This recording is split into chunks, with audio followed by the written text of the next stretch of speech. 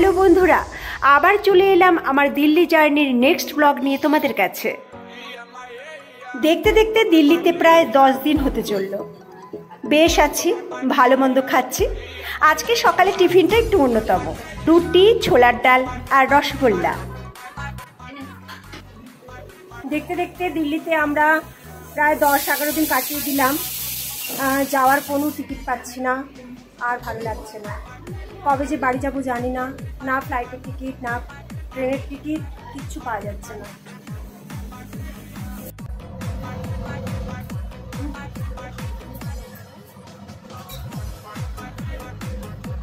Ticket তো পাওয়া যাচ্ছে না, বাড়ি যাওয়ার কোনো তাড়া নেই।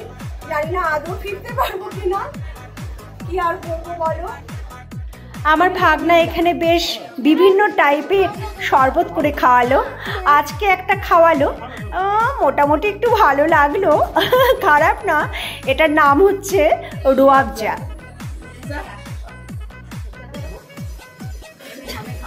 কি রান্নাঘরে এত রান্নার প্রস্তুতি দেখে তোমরা ভাবছো কি ব্যাপার, এত রান্না কিসের জন্য? আজকে তো সব স্পেশাল রান্না হচ্ছে। কি গন্ধ পাচ্ছ নিশ্চয়ই? কি কি রান্না হচ্ছে এখন বলবো না, পরে বলবো। তবে আজকে অনেক গেস্ট আসবে, তারা এখানে খাবে। আজকে আমার এই ভাগ্নি মাম্পির জন্মদিন, সেই উপলক্ষে আজকে আমাদের স্পেশাল খাবার হচ্ছে। আর খাওয়াচ্ছে আমাদের মান্তু দাদা, মানে মাম্পির দাদা। ভাই ভাই ভাই ভাই ভাই যদি অনেক লম্ব তো বুঝতে পারি না, ভাই দাদা গন্ডগোল করে ফেলি। যাই হোক, আজকে মেনু হচ্ছে বেগুনি, মাছের মাথা দিয়ে মুগ ডাল, পনির কোফতা, আবার দই পটল, ইলিশ মাছ, আর পরে চাটনি, আর পরে পায়েস আছে। আমরা খাই, তোমরা দেখতে থাকো। আজকের প্রত্যেকটা রান্না রিয়েলি একদম ওকে শুনিয়ে বলছি না, আমি সুপার। বিশেষ করে দই পটল, তারপরে পনিরের কোফতা অসাধারণ, আর আমার ভাগনা অসাধারণ ইলিশ মাছ এনেছে। এই সময় এত টেস্ট ভাবতে পারিনি। আর প্রত্যেকটা রান্না আমার ভাগনা বউ করেছে, সবাই হেল্প করেছে, কিন্তু প্রত্যেকটা রান্না সুন্দর। দিন রাত শুধু ভালো মন্দ খেয়েই যাচ্ছি আর খেয়েই যাচ্ছি।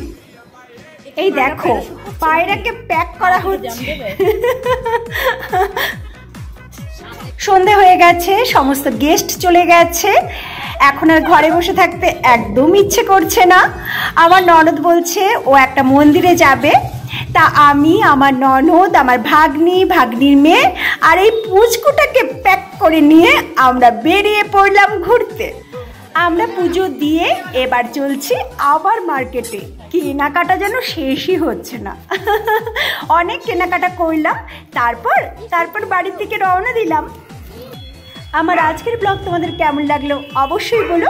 ভালো লাগলে অবশ্যই সাবস্ক্রাইব, কমেন্ট আর লাইক করতে একদম ভুলো না কিন্তু। আবার আসছি দিল্লি জার্নির নেক্সট ব্লগ নিয়ে তোমাদের কাছে।